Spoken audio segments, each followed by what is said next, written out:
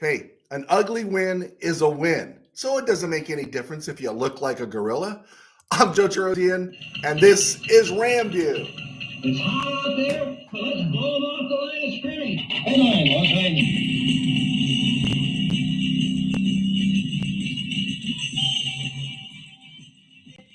Live from the Ram Cave, I'm Joe Chirosian, and this is RamView, the November 20th, 2023 edition, brought to you by Kistler Law Firm. Injured in an auto accident? Need help? Got questions? Call Kistler Law at 661-206-6990. That's Kistler Law at 661-206-6990. And check out KistlerLawFirm.com. That's one word, KistlerLawFirm.com. Kistler Law, they've been fighting for you since 92.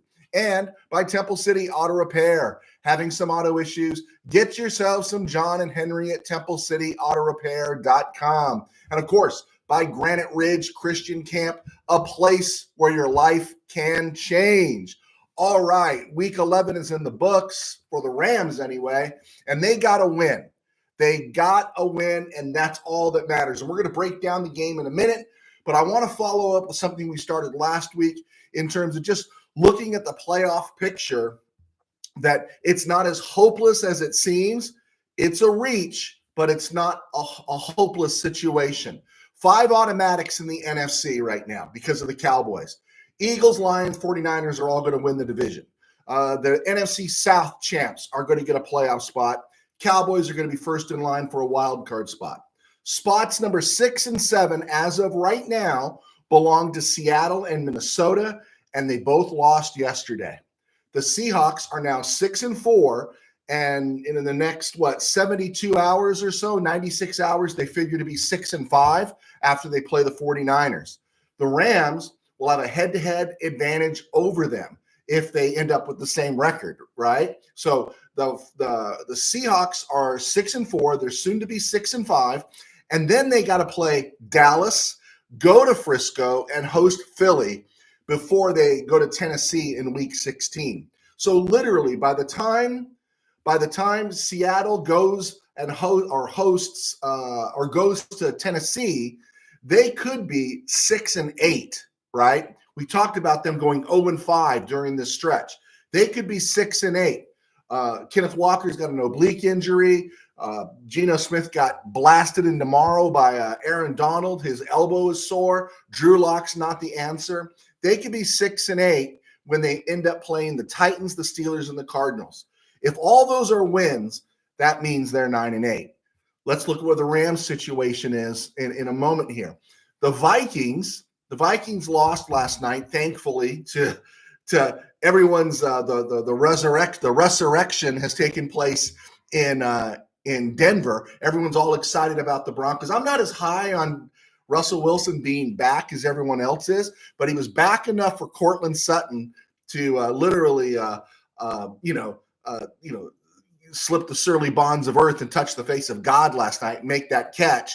And so the Broncos won. Vikings are now 6 and 5. Problem with the Vikings is ahead of them is the Bears, then a bye, the Raiders, the Bengals, Lions, Packers, and then Lions. It's not insurmountable, but the Vikings are going to be a tough team to get around because of who they're playing. From the start, they're playing the Bears, so they're going to win that one. And you never know what you're going to get out of Vegas, Cincy, or Green Bay. Cincy doesn't have a quarterback anymore. Green Bay doesn't know if it has a quarterback. Neither does Vegas.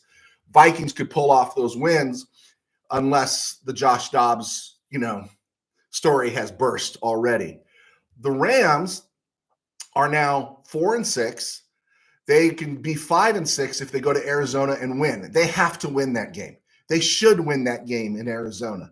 There's only one time Kyler Murray has ever given the Rams problems, and that was the first time they met in SoFi in 2021, and the Cardinals won that game. They kind of snuck up and surprised the Rams. But later that season, the Rams won in Arizona with a depleted team. If you remember that game, they were starting Kareem Orr. They were telling Jalen Ramsey as he's on the plane that he tested positive for COVID. Andrew Whitworth was out, and the Rams went into Arizona and won that game. This is This is not as good an Arizona team as it was in 2021. And I think the Rams definitely have a shot. They need to win that. They need to be 5-6 because the following 2 weeks, they got Cleveland at SoFi, and Cleveland should be beatable. Their defense is playing off the charts. Do you believe in DTR? They signed Joe Flacco today. You don't know what's going to happen there, but they do get Cleveland at home. And Cleveland's always up for doing a Cleveland sort of thing. And then you got the Ravens in Baltimore. That's kind of iffy. But then you get the Texans at home, the Saints at home. Then you get the Giants in Week 17 before ending up in Frisco. The Rams could be very close to a playoff spot. And the important thing here is it's going to come through Seattle. I don't think it's going to come through Minnesota. It's going to come through Seattle. And then we've got the head-to-head matchup with Seattle. Right? We've won both games. So there's a path there for the Rams to slip into the playoffs. Behind the Rams, the scariest team are the Packers. The Packers are 4-6. They got the head-to-head win 2 weeks ago against the Rams. But the Packers are playing the Lions on Thursday. KC after that. Then it gets a little easy for them as they get the Giants, the Bucks, the Panthers, the Vikings, and the Bears. So we do want to see the Packers. You want to see the Packers lose every week. So be rooting against the Packers. All right. Got that out of the way. Rams 17. Oh, AMS. I will answer that in a second, AMS. I'm going to answer that at the break. Rams 17, Seahawks 16. As I said, it makes no difference if you look like a gorilla. Winning is winning, right? And no NFL team that's gone on to win a Super Bowl has done it without winning an ugly game. I didn't think of it as an ugly game. I thought of it as a game where the Seahawks seemed to be in control for 3 quarters. The Rams won a close game on Sunday that they didn't start off playing well in, right? They didn't start the game real well. They didn't play that well when they beat the Cardinals, right? They started off strong against Indy and then had to scramble, right, at the end there to win that game, to hold on to that game. The most complete game the Rams have played all year was probably Week 1 in Seattle, that 30-13 win. They started off well against Frisco, couldn't close the deal. Actually started off well in Cincy, but settled for field goals, right? Philly, they started off well there. Pittsburgh, and they couldn't close the deal in any of these games. And when it got close, they lost. But yesterday, they were outplayed for much of the game, and they won. They won ugly. A young team won ugly. They did what they had to do. It wasn't a great – we kind of exposed Seattle a little bit. They hadn't beat a good team. The only good team they'd beaten was Detroit, and they got exposed. And the secondary stepped up, and the Rams won a close game. This is exciting. This is good. This is what you want for a young team that we anticipated being better in the second half. And I'm not right often. I've had a really bad year with some of my picks and prognostications. But I do want to point out, I said the Rams defense would hold the Seahawks to 2 touchdowns, 14 points. They only gave up 16 points, forcing 3 field goals, forcing them to kick when they could have maybe taken those points and those drives in for scores. So good job there. The second thing I wanted to say was they finally showed some commitment to Tutu Atwell. I'm not going to say I got ripped on one of the boards saying that I was trying to say the Rams should build their offense around Tutu Atwell. I wasn't saying that. I was saying they need to commit a few plays to him, put the ball in his hands, send him deep. And they did. They made opponents defend Tutu Atwell. They did that. It was a good job. People are trying to pin the 2 drops on him. The one where he had to reach back on the Stafford throw. Hey, that's on both quarterback and receiver. And then the one in the end zone, I didn't think it was as cut and dry as everyone was trying to make it out to be. I think when you see the name Tutu Atwell, the people who are still screaming Creed Humphrey will always find a reason to put down Tutu Atwell. But Atwell did go deep. He stretched the defense a little bit, and he picked up 2 pass interference penalties, right? And he got those because he got those plays. The Rams got those plays because they were looking at him. And that's all that you really need to do. Just look at him and make him be accounted for. Rumor has it the evidence for Cooper Kupp's pass interference penalty yesterday is buried somewhere with Jimmy Hoffa. Let me know if you find it. That was a brutal pass interference penalty. I mean, come on, are we kidding me? The refs were deplorable again. There was one that really helped the Rams. The hands to the face was really a love tap on the opposite side of the field. I think it was on Trammell. I don't know if it was Tariq Woolen that did it or Witherspoon. It was cheap, but I'll take it because the Rams had cheap ones go against them, like the pass interference penalty on Cooper Kupp. Kupp's another story, though. Kupp went out, low ankle sprain.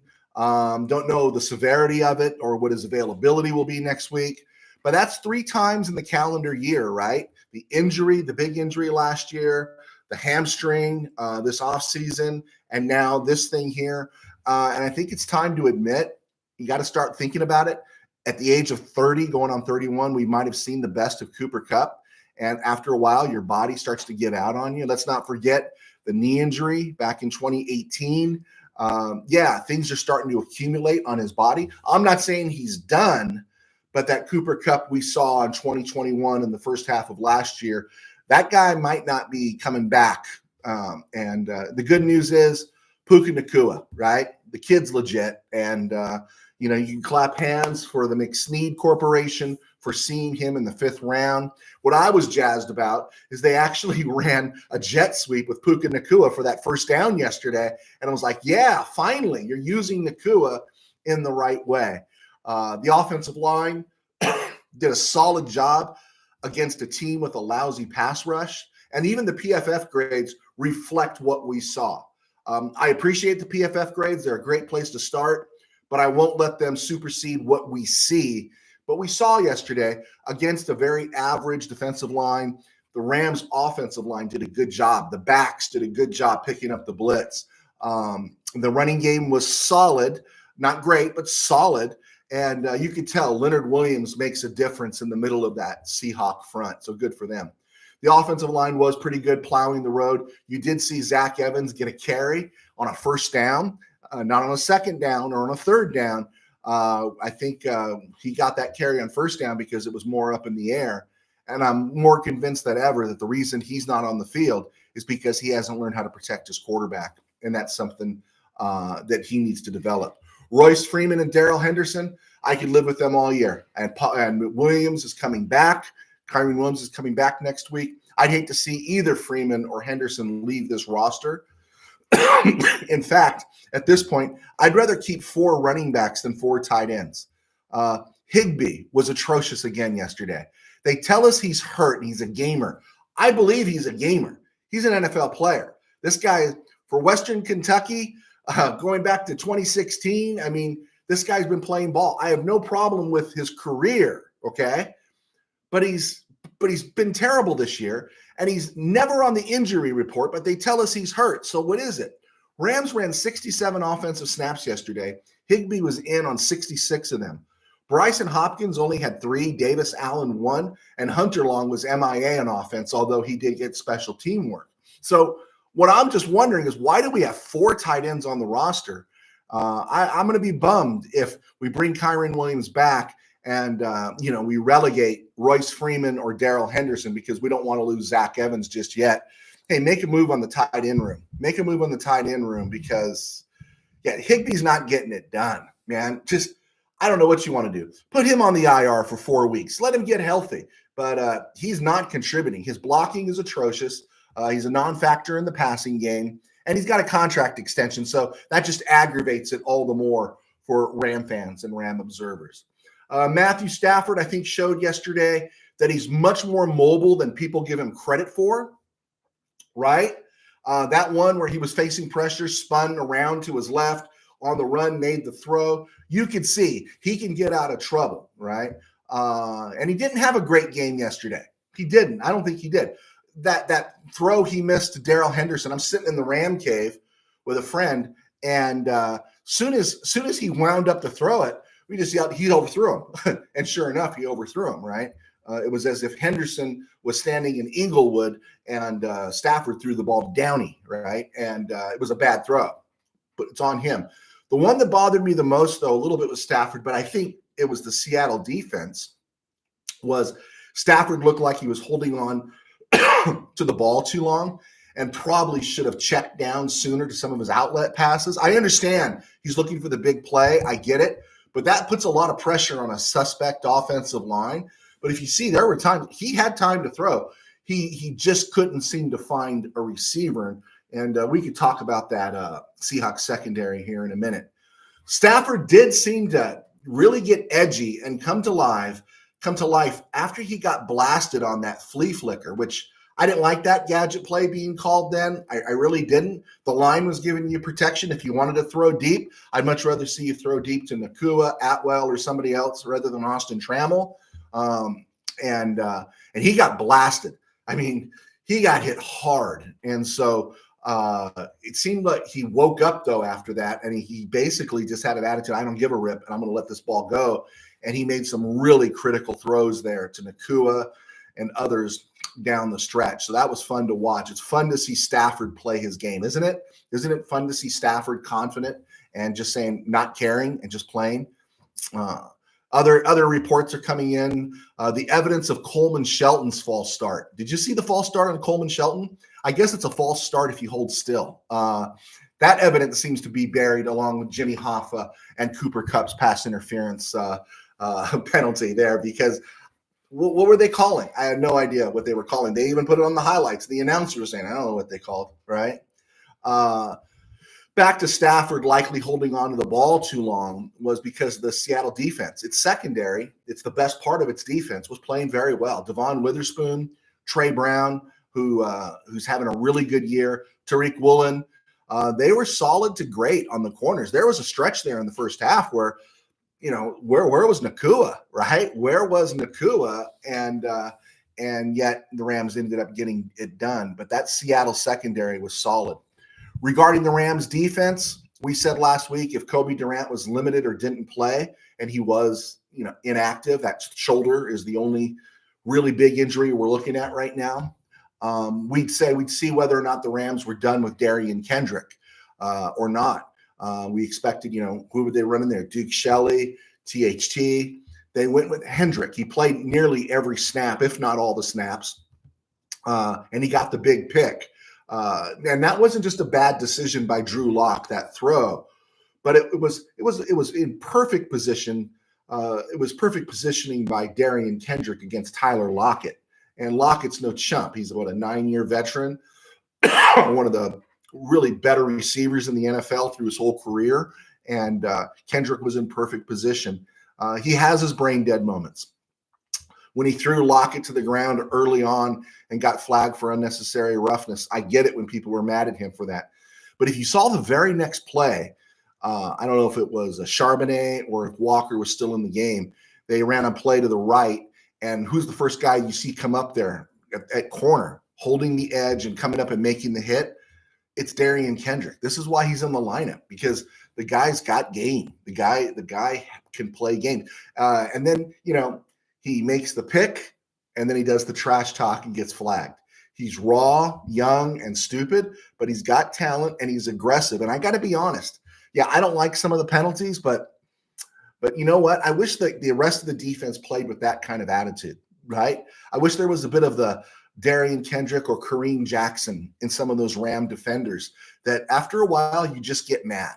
After a while, you just get mad. I know when we played ball back in the day, if someone was under your rim and you couldn't box them out and they kept getting all these offensive boards on you, after a while, your coach just wanted you to knock somebody down. And I agree with them.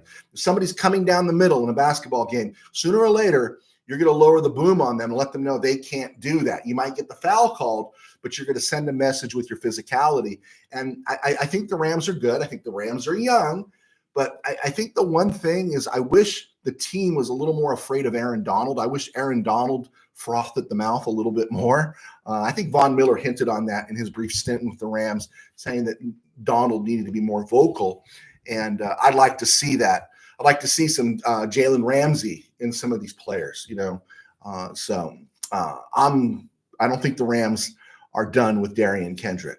The PFF grading was weird. Darian Kendrick scored really well. I thought Quentin Lake played a pretty good game. No big plays. There was nothing that got behind the Rams at all, not one big play. But they didn't grade out Akilla Witherspoon or or Jordan Fuller or JJ, John Johnson, who kind of superseded and has now passed Russ Yeast. Russ Yeast only got 14 snaps yesterday. He did have a nice pass defense.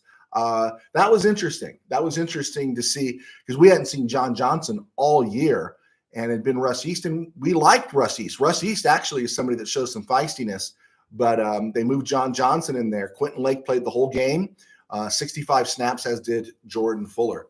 Aaron Donald, it sounded like I was taking a cheap shot at him, and I really didn't mean to take a cheap shot at Aaron Donald. But Aaron Donald looks great, right? I think he looks like Aaron Donald of 2020. You know, in the 60s, the hippies used to drop acid to see God. Geno Smith sees God just when he sees AD coming at him. You know, you go back to that play at the beginning of the year, and you hear Geno Smith yell, "Oh my God," when he sees Aaron Donald closing in on him. What do you think he thought or saw when Aaron Donald closed in on him and knocked him out of the game yesterday? Which was a clean hit. But, you know, you could make a clean hit in this league and they still throw the flag. I was stunned that Donald didn't get flagged on that play. But Donald's looking great. Donald's looking really good. And the rest of this defensive line is looking solid as well. Jonah Williams got a second sack of the season. He played 35 snaps. Kobe Turner, he got 36 snaps. And Kobe Turner looked really good. Kobe Turner was all over the field making plays. And Bobby Brown, in his first game back, had 29 snaps, and he was in on a sack, if not fully credited for the sack.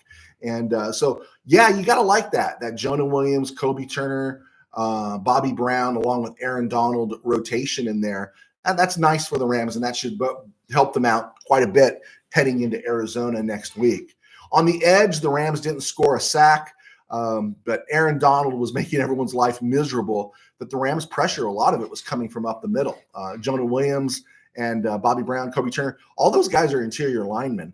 Byron Young just, you know, he had some pressures, but he didn't make a play. Michael Hoyt graded out really well. PFF graded Michael Hoyt at 85%, and I think it's because the Rams didn't put him in coverage. He graded 85% in coverage, and I think he graded that high because you didn't see him in coverage on Sunday, and that's how you use Michael Hoyt. Okay, we're going to take the break here and then come back and do around the NFL and other places. My name's Joe Terosian, and I was a sports writer for 21 years, and now I do this. I do RamView, thanks to our sponsors at Kistler Law, and I also write books, and I do RamView, and I write books to help support my day job. I am a pastor of a small church in Burbank Faith Nazarene. You can see us right here on YouTube at Burbank Faith Virtual. And check us out all around social media.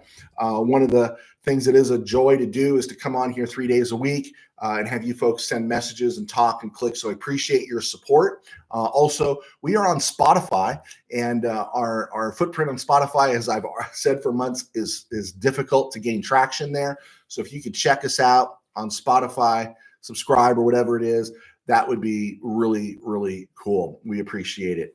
Okay, let's get into some questions here because I know Steeler fan Rob is looking to say something. AMS, Rams are going to make the playoffs. My prediction is they clinch it against the Giants. Oh, man, I hope so. It'd be nice, right, if you could clinch it before you have to go to Levi Stadium, right? Before you have to go to Levi Stadiums to play. Now, the interesting thing about the 49ers, right? We've already seen some guys get dinged up this year. They're an older team. This is their window, and they just lost their best safety. They lost Hufanga to an ACL tear. He's gone for the year. And if there's an area where the 49ers are vulnerable, the 49ers are vulnerable in that secondary.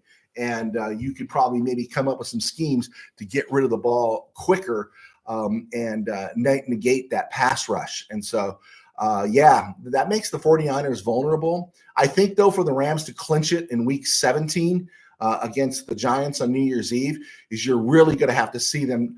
They're going to have to pick up almost a win, I think, everywhere, including against the Browns. You know, we'll give them grace in Baltimore, and then we got to see how Seattle does.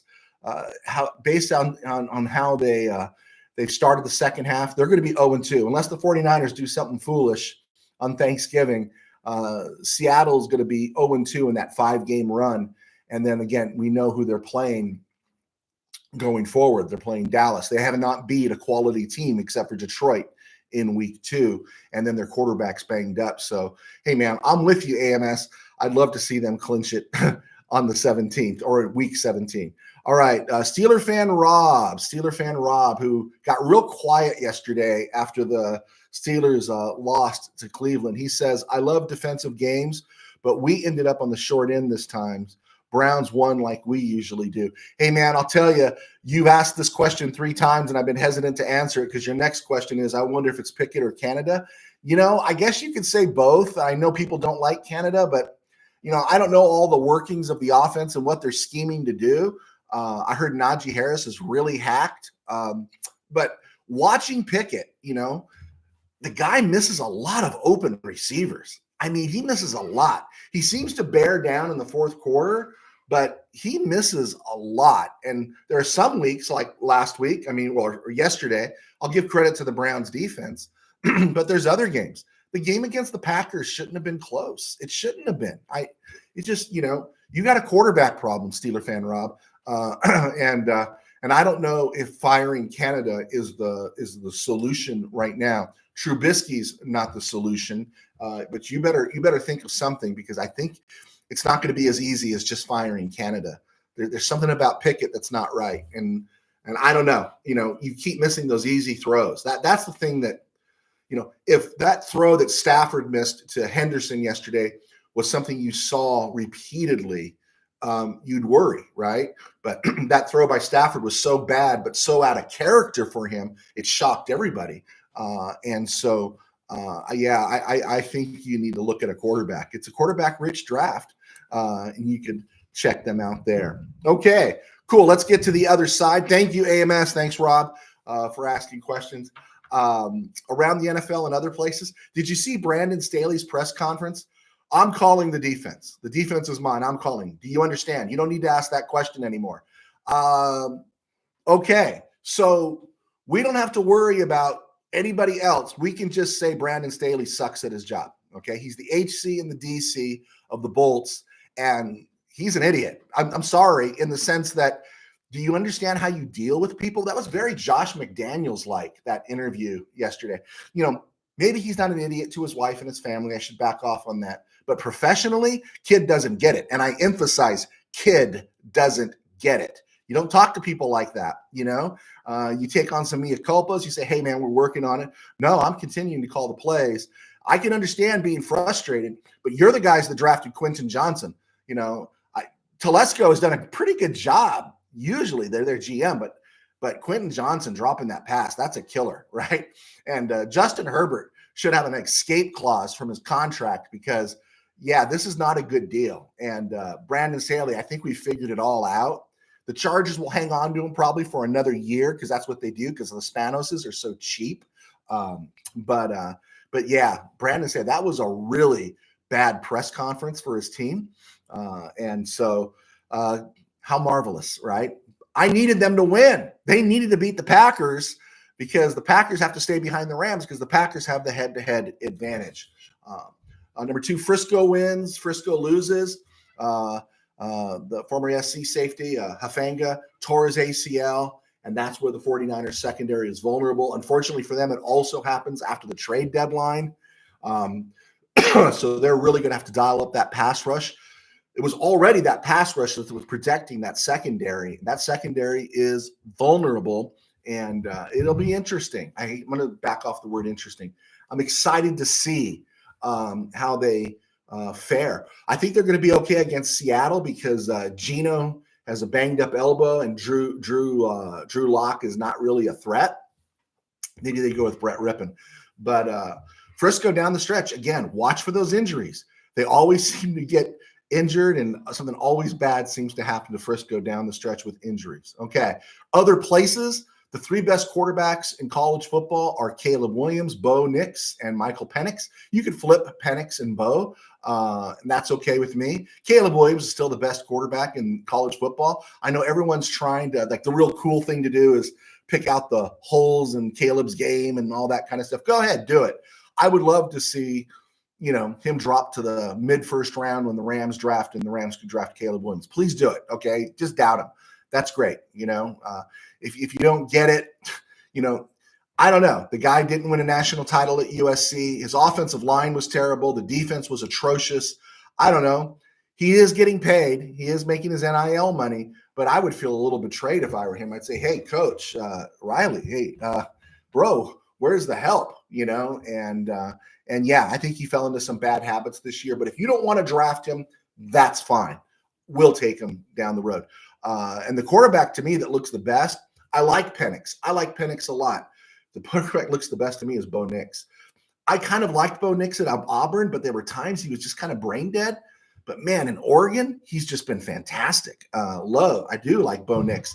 I think he's going first round. The guy that's been fool's gold to me is that every time I'm watching him, I'm going, is this the guy that's the second best quarterback? And that's Drake May at North Carolina. I'm way off on Drake May, not into Drake May.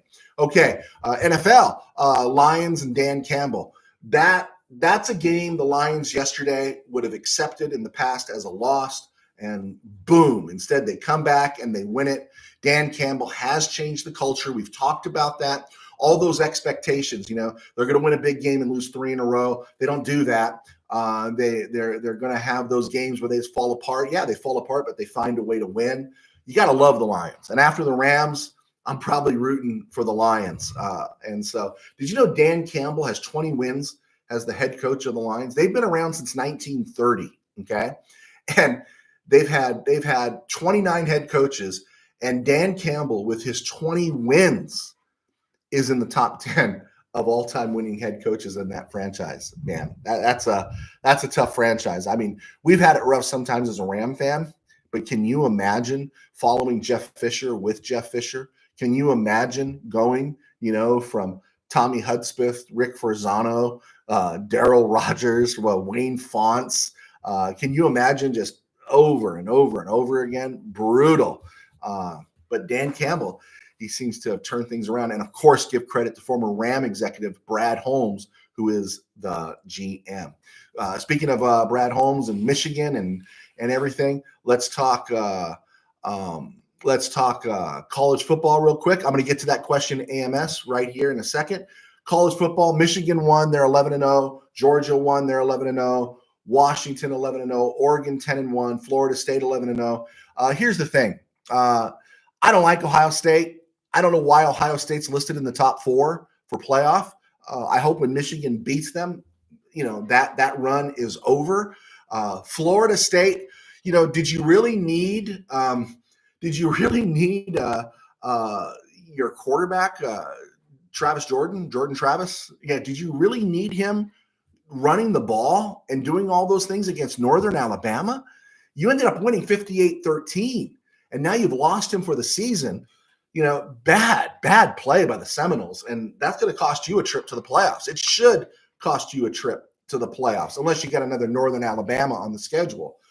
Florida State plays Northern Alabama. Alabama plays Chattanooga. Ole Miss plays Louisiana Monroe. Auburn, which is not very good this year, they scheduled their patsy, New Mexico State, but New Mexico State didn't get the word they were supposed to roll over and die, and they lost. Michigan, I'm all in on the Wolverines. They got tested a little bit in Maryland, but they stepped up. I honestly think the 4 best teams in America are Michigan, Georgia, Washington, and Oregon. And the part that's going to bug me is Alabama is going to figure out a way to get in there. Someone is going to stick Alabama in those playoffs with the 1 loss, and that really bugs me. Texas only has 1 loss, and Texas's victory was against Alabama, but they'll still put Alabama in ahead of Texas because right now Alabama is old school blue blood SEC. It always seems to happen that way.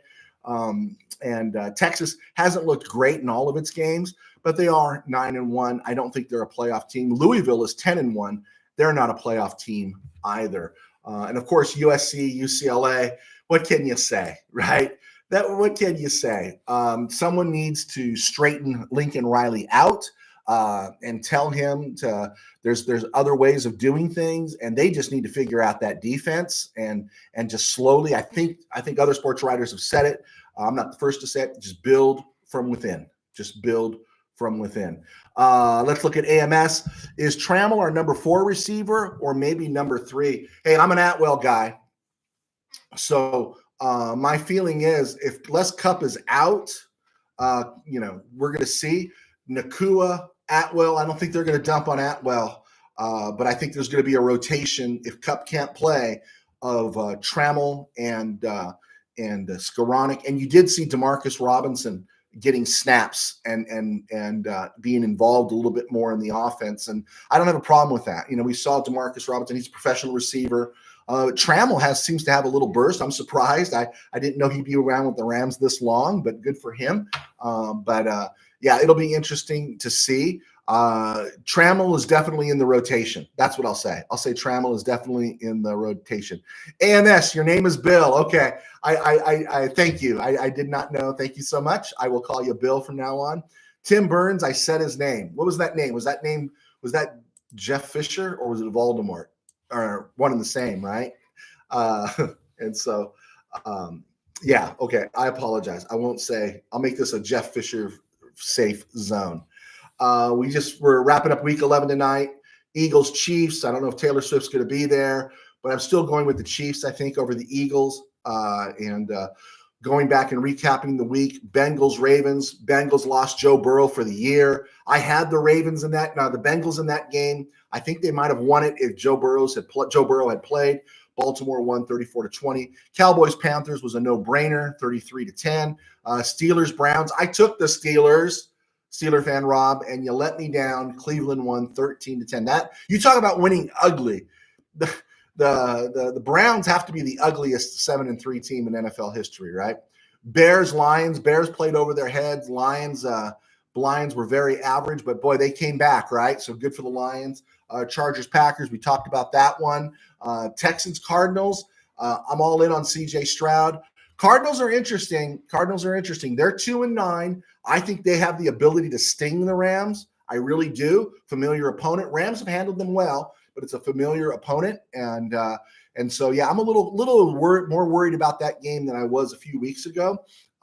But the Cardinals are interesting because I think when this Gannon guy, they're playing for Jonathan Gannon. They're playing hard for him. They made some moves that are kind of impressive for the Cardinals. And again, I think I said it a few weeks ago. This is a team that in a year or two is going to kind of scare me, especially as the 49er window closes. Now, the Rams have rebooted. So the Rams are going to ideally or expectedly, we should expect them better in 2024, 2025, 2026. We expect the Rams window to open into those years because of how young they are now and salary cap. And this is the year of pain, as we've said. But the Cardinals are a team that I think they're going to fill that void when that 49er window crashes down. I really think so. And I just hope they don't get that jump start against the Rams this Sunday. Titans, Jaguars. Jaguars, of course, 34-14. You just want Trevor Lawrence to stay healthy. You want to make sure he makes the playoffs. Raiders, Dolphins. I took the Dolphins, but I was rooting for the Raiders. 20-13. Jalen Ramsey made his presence felt. Aiden O'Connell, not bad, but he's looking like a rookie quarterback. And so you got to figure if the Raiders get a shot, maybe they will go. That they really need to do is they need to ink Antonio Pierce into next year, make him the permanent head coach. Taxkins, Giants. I chose the Taxkins. I thought they'd win. Giants did us a favor. They knocked Washington down. Taxkins are now 4-7. Realistically, hope is starting to dim for them, and we want them demoralized when they come to SoFi. Buccaneers, 49ers, that happened. What happened? We talked about that. Brock Purdy looked great. Okay, beautiful. We're done. Jets, Bills. The Zach Wilson era is over. It's now Tim Boyle or Laura Flynn Boyle. We're not sure. And we'll leave it at that. And Vikings, Broncos. I'm sorry. Vikings, Broncos. That was a fun game to watch last night. That was a real physical game last night. And the Broncos pulled it out, which was good for the Rams. On this date, November 20th in Ram history, the Rams put right tackle John Williams. I spent a lot of time talking about John Williams. They put him on the IR with a torn calf muscle. Thus, that was the last appearance. This was the last time he played for the Rams. He retired after the season. Same day, the Rams signed Bill Bain, former USC guy who had been kind of an NFL bust. He had been in camp with the Rams. Rams had released him in October, and they re-signed him. And then Bain put together about 6 really solid seasons. for the Rams and thrived in those John Robinson years. And then on this day in 1997, the Rams waived Lawrence Phillips and released him the next day. Did I hit all my marks? I think I hit all my marks. It was a stone groove, my man. A stone groove. And what was, wait a second. What did I think of Brandon Staley? I tell you what I think of Brandon Staley. He's a real douche. Yeah, I don't think Brandon Staley's that nice of a guy. That was sent from a friend. Yeah, I'm not a real big fan of Brandon Staley. Okay, guys, we got the show in. Thank you so much for clicking on. If you have questions, shoot the questions. If you could hit like, if you could hit share. Hey, Bill, thank you. I love your on this date segments, brings back memories. Yeah, it's one of my favorite things. And I think it's one of those things some of the other shows don't do. It's kind of our niche that when we get into the dog days, when the season is over and it's like February 25th, and you can only talk about the draft so much, and you can only talk about, speculations of the mock drafts and all those things. They kind of wear down, and the hits and connections with people die. I love going back and looking at the trades and looking back at the history and draft history. And so I appreciate that you appreciate that, Bill. Thank you. Thank you so much. So if you guys could just put links everywhere on the show, and we'd really appreciate it to kind of grow our footprint. Check us out on Spotify. And again, leave comments, and I'll do my best to answer them. I'm not always right. But you know what? I hit on two things. Rams only gave up 16 points, 1 touchdown, and Tutu Atwell was a little more involved. So I got some stuff going here. Steeler fan Rob, have a good Thanksgiving. Don't be too depressed. Okay, folks, God bless all of you. Have a great Thanksgiving. I will see you Wednesday anyway. Bye-bye.